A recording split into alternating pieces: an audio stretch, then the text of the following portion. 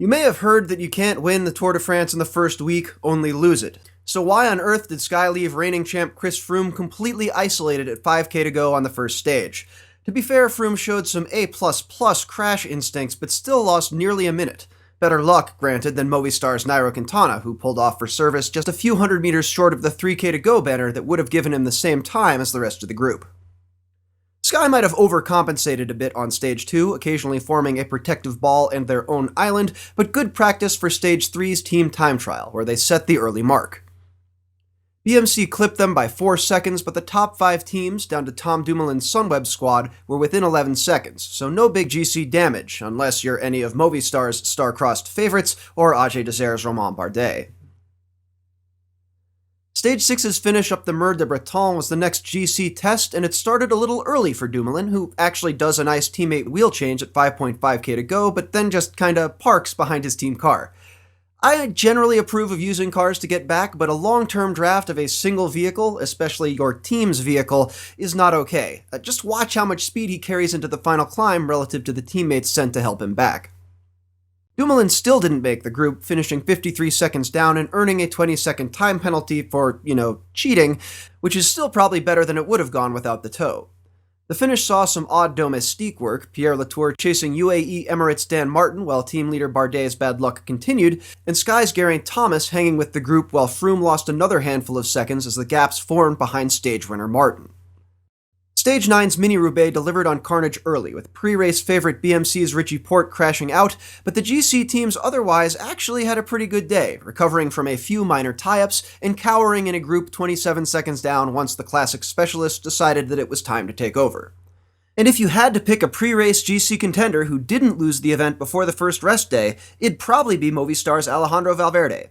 But there was also this Thomas guy at just 43 seconds. First uphill finish on Stage 11, BMC's placeholder yellow jersey Greg Van Avermaet fell off early, putting the lead up for grabs. Valverde took a chance a long way out, Dumoulin got a similar idea about 30k later, and the two joined forces 15k from the line in hopes of throwing off the usual Sky game plan. But it'd be Sky pitching the day's curveball, launching Thomas at 5k to go, leaving the GC group the unenviable choice of letting the now virtual leader gain even more time, or towing the reigning champ back up to the front. Froome only made matters worse, playing teammate well by marking attacks, then countering and almost immediately sitting up. Thomas bridged to Dumoulin, which didn't seem to bother the Sunweb rider much. Froome was the real threat, right? But the Sky rider bolted just outside the final kilometer, winning the stage by 20 seconds, making his virtual race lead very much real, while a soloing Froome bridged to same time with Dumoulin, moving into second overall. On Stage 12's Alpe d'Huez, the newly minted Maillot Jaun's position in the train seemed to suggest that Froome was still the man.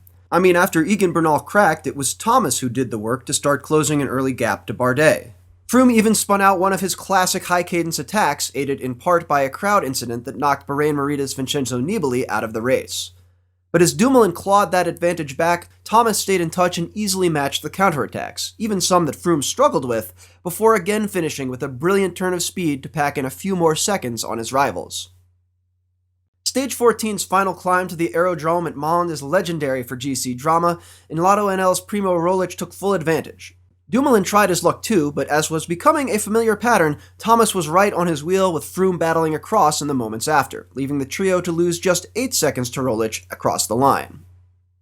The heavy-handed repression of a protest on Stage 16 introduced a new obstacle to the race in the form of pepper spray, but it was an otherwise calm GC day ahead of Stage 17's vaunted grid start, which didn't really do that much, but the short day did see Quintana and Martin take off well before Sky could even get their train established. Even after they did, it was less Sky shredding the field, and more Sky responding to attacks and trying to maintain tempo with whatever riders they had left.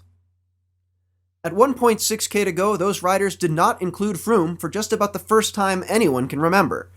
Quintana took the stage, Thomas again outsprinted Dumoulin, but the Sunweb rider and Roglic gained over a minute on Froome, moving Dumoulin solidly into second place and putting Froome's spot on the podium very much at risk. Stage 19 brought a dramatic conclusion to the mountains, with Bardet, Katusha's Ilnur Zakarin, and Movistar's Mikel Landa making a bid for glory some 100k from the line. Sky controlled as best they could, but by 33k to go they were down to just 3 riders, as Dumoulin traded attacks with Roglic and teammate Steven Kruijswijk.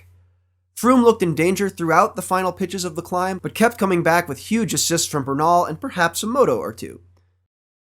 But Roglic slipped clear on the descent to take the stage and slide by Froome into the final podium spot. Unfortunately, the race proved one day longer than Rolic's fantastic run of form, and the Lotto NL rider dropped over a minute in Stage 20's time trial to a very nearly stage-winning performance from Froome, who reclaimed his podium spot, bested only by Dumoulin on the day. Thomas, despite a brief scare, came in 14 seconds down to secure his first Tour de France title, Team Sky's 6th in 7 years, on the back of a first week effectively without missteps, a newly found ferocious finishing kick in the mountains, and solid, drama-free team support. I'm Cosmo Catalano, and that's how the race was won.